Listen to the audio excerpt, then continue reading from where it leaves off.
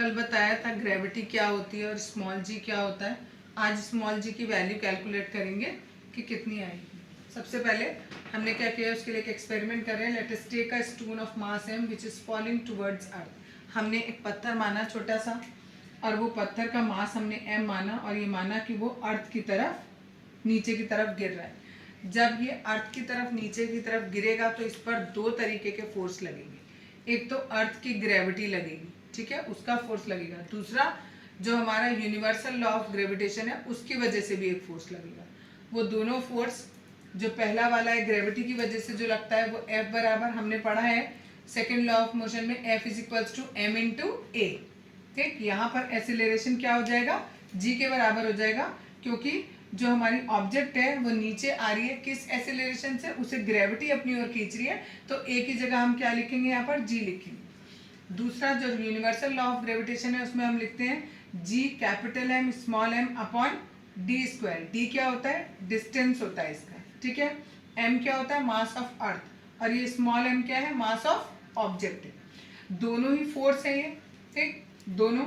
Where m is mass of earth, यहाँ पर बताया है d is distance of the object in the earth which is nearly equal to radius. इन्होंने बोला कि ये जो डिस्टेंस है ये नियरली अर्थ के रेडियस के बराबर होगा। अब वो सोचो, देखो क्यों होगा। माना ये हमारी अर्थ है, ये अर्थ का सेंटर है, और यहाँ पर कोई पत्थर था और वो यहाँ ऐसे नीचे गिर रहा है, अर्थ के सेंटर की तरफ आ रहा है, ठीक है। तो ये डिस्टेंस को मैंने बोला कि ये पहले d है, उसके बाद मैंने बोला कि ये डिस्टेंस जो है वो नियर अबाउट अर्थ के रेडियस के बराबर है। क्यों, क्योंकि अर्थ का रेडियस हमें पता है बहुत बहुत बहुत ज़्यादा है, ठीक है, 6.4 इंटू 10 की पावर 24 है। उसके कंपैरिजन में ये हाइट तो कुछ भी नहीं हुई, ठीक है ना।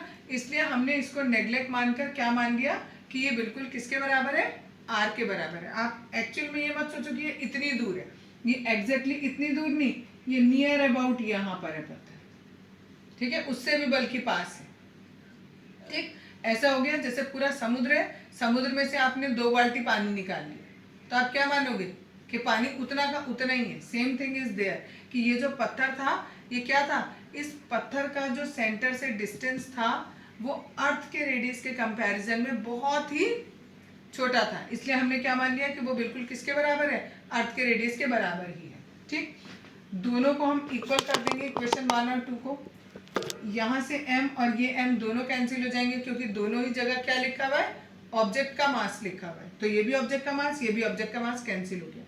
यहाँ से स्मॉल g की वैल्यू ये आ गई। ठीक, स्मॉल g की वैल्यू निकालें उससे पहले एक बात बहुत इंपॉर्टेंट, कि जो स्मॉल g की वैल्यू होती है, मैंने कल भी बोला था, हर जगह पर बराबर नहीं होती है।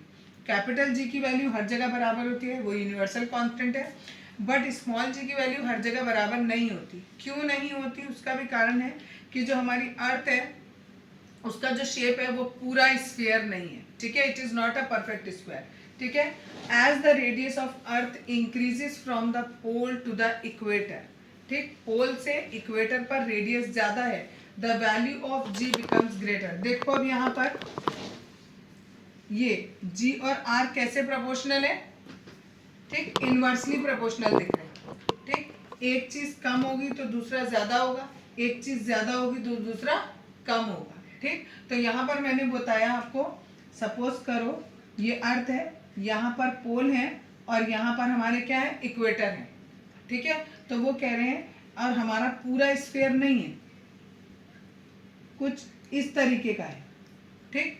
तो अगर ये सेंटर है और ये पोल है, तो पोल का डिस्टेंस कम हो गया और इक्वेटर का डिस्टेंस क्या हो गया, ज्यादा हो गया।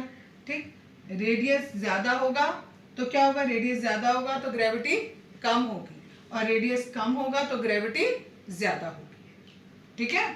अब इसकी वैल्यू कैसे कैलकुलेट करेंगे, g का formula G M upon R square. G gravitational constant, value fix होती है, m mass of earth, value fix है इसकी, ये रख दी। रेडियस ऑफ अर्थ, उसकी भी वैल्यू फिक्स होती है, ठीक है।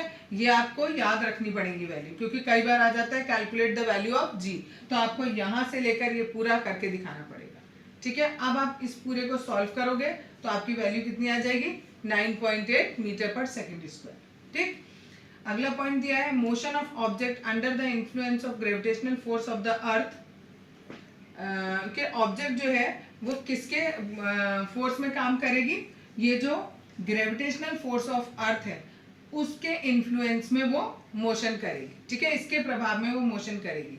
दूसरी बात, ये बहुत बहुत बहुत इंपॉर्टेंट, ऑल ऑब्जेक्ट्स, जितनी भी ऑब्जेक्ट्स हैं, चाहे वो होलो हो, चाहे वो सॉलिड हो, चाहे वो बिग हो, चाहे वो स्मॉल हो, सब पर same rate of should fall at the same rate. सारी की सारी, अगर मैंने सपोज करो ये एक डस्टर है और ये एक मार्कर है, ठीक है, इन दोनों का मास कुछ भी हो, अगर मैं इन दोनों को एक जगह से नीचे छोड़ूंगी तो बिल्कुल सेम टाइम पर जाकर ये नीचे गिरेंगे, ठीक है। एक क्वेश्चन पूछा जाता है पेपर में, एक कागज है और एक पत्थर है, अगर आप उसे किसी एक हाइट से नीचे फेंकोगे तो क्या दोनों सेम टाइम पर गिरेंगे?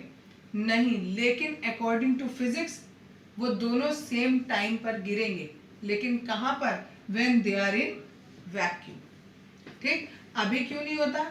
अभी आप एक पत्थर डाल रहे हो और एक कागज डाल रहे हो, कागज क्योंकि हल्का होता है और एटमॉस्फेयर में क्या है? एयर है, जो उसको नीचे आने से क्या कर रही है? रोक रही है, और कागज का इतना वेट नहीं है कि वो उस एयर को हटा पाए, इसलिए वो धीरे धीरे धीरे करके नीचे आता है। जबकि जो पत्थर होता है उसका वेट बहुत ज्यादा होता है, तो वो हवा को चीरते हुए फटाफट नीचे आ जाता है। तो अभी तो हमारा क्या होता है कि जो चीज भारी है वो जल्दी नीचे आ रही है और जो चीज हल्की है वो देर में आ रही है। लेकिन अगर वैक्यूम है तो कोई भी चीज कितना भी वेट हो, जब ऊपर से नीचे गिरेंगे तो दोनों के दोनों सेम टाइम पर गिरेंगे। तो जब आपको पेपर में क्वेश्चन पूछा जाएगा तो आप लिखोगे कि yes they will fall at the same rate when they were both in the vacuum. जब उन्हें वैक्यूम में रखेंगे तब वो दोनों सेम रेट पे गिरेंगे, अदरवाइज वो सेम रेट पर नहीं गिरेंगे। When body is falling freely, जब बॉडी ऊपर से बिल्कुल फ्रीली मूव करती है, नीचे गिरती है, तो एक्सेलरेशन किसके बराबर हो जाता है? जी के बराबर हो जाता है, जो कि मैंने आपको यहाँ पर भी बताया था, ठीक है। ऊपर फर्स्ट इक्वेशन में यहाँ बताया था F is equals to M into G बोला था, होता है F is equals to M into A की जगह मैंने क्या लिखवाया था? जी लिखवाया था। क्यों? क्योंकि ये बॉडी कैसे मूव कर रही है? फॉलिंग फ्रीली, फ्रीली मूव कर रही है।